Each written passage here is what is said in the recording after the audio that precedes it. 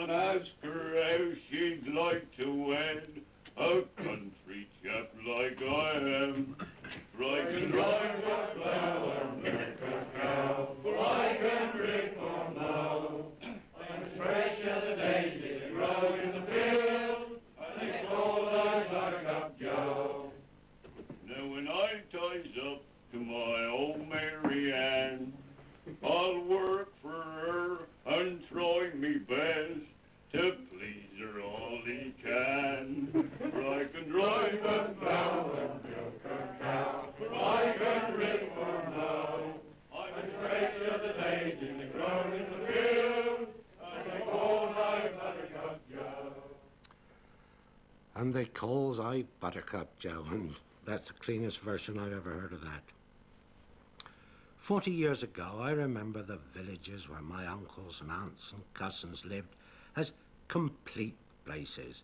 Physically, many of them still are, and it's important that we can still see the medieval village shape, with the church, the manor house, the vicarage, the village green, the pond or the local stream, and the farmhouses in the same formation as they were 500 years ago, plus the natural later addition of the general store, which is usually the post office as well, and the garage that used to be the smithy.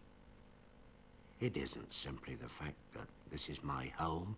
Even the newcomers find something immensely solid and reassuring, a kind of promise of permanence about these completely rounded, quiet villages that hide away up so many Hampshire lanes. None of them, though, is more secret than the New Forest. In a way, a world of its own, completely unknown to the trippers who picnic or camp along its main road verges. It's better known to the naturalists who go there in search of its rare plants or even rarer moths. But the New Forest people are people on their own.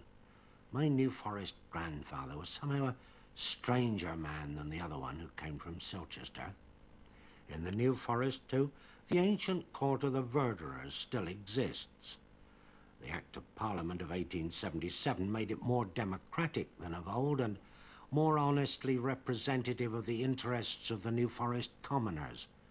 But it still retains many of its old traditions. Here's the opening of the court in a genuine New Forest voice. Oh yes, oh yes, oh yes. All manner of persons who have any presentment or matter or thing to do with this court of verderers, let them come forward and they shall be heard. God save the King. A man could spend a lifetime exploring the New Forest, its quiet glades. In many of them, for most of the year, the deer and the snakes have space to themselves. Its half-choked streams, its isolated rides, and encampments older than recorded history, and the places with the lovely names: Bewley, Ringwood, Verwood, Balmer Lawn, Brook, Whitehays, Wilverley, Castle Malwood, Hawk Hill, Broomy Walk, Tiptoe. Invitations to go and linger. But as we look back into the county, I realize that, of course, I should have told you about the glorious surprise of Stoner Hill, when you start down the road and suddenly the view opens up on you, more like Switzerland than England, with the trees dropping headlong down the hillside, with Steep lying like a toy village at the bottom. Winchester, the first capital of England, with the long whale back of the cathedral gleaming dully grey and dominating the city as you look down on it from the hill. And the tiny lanes there, and the dignity of the close, and the majesty of the nave. About Porchester Castle, history fixed in stone with the water lapping at its walls. And about the few main streets, at Botley, Square at Wickham, Stockbridge on the Test, and Alresford, the Broad Street, part of the old main road, main streets wide enough for a coach and six to turn in them in a single sweep. Of the yew tree, known as the Hampshire weed, hoary in so many churchyards, of the high hills and the deep nut copses. But above all, I've said nothing about the people. You see, They don't seem to me remarkable because they're my people. They knew my grandfather and my father and my mother. They went to school with me or my cousins. They played cricket with us. Or my father worked with their father. And we speak the same language. But they've altered too. The great change in my time, and it does represent progress, whatever the romantic reactionaries may say about it, is that people are no longer tied to the villages. Even after the First World War, you found a large proportion of villagers who didn't go further than they could walk from one year's end to another. But first the buses and then the motor bicycles opened up the country part of the county, and a recent inquiry in Hampshire showed that half the children born in the villages move away when they grow up, and of those who stay, in the young workers group between 16 and 24 years of age, 17 out of every 20 travel away from the village to work. So the old type countryman's dying out. I think, though, the process won't be complete for a long time yet. There are still more than a few who can sing the old Saturday night pub songs. B.I. Hampshire, which isn't reckoned polite, Buttercup Joe, and the old familiar The Vloy is on the Termit, which we share with Wiltshire, and which you can still hear sung in the villages. Oh, some delight in haymaking and some delight in mowing. To toll the jobs that ever I had, give me the Termit owing. The fly, the fly, the fly is on the Termit. 'Tis homey I when I to try to keep them off the Termit. Now the first man I work for Mr. Baker. I asked him what he'd got to owe and what he'd give per acre for the fly.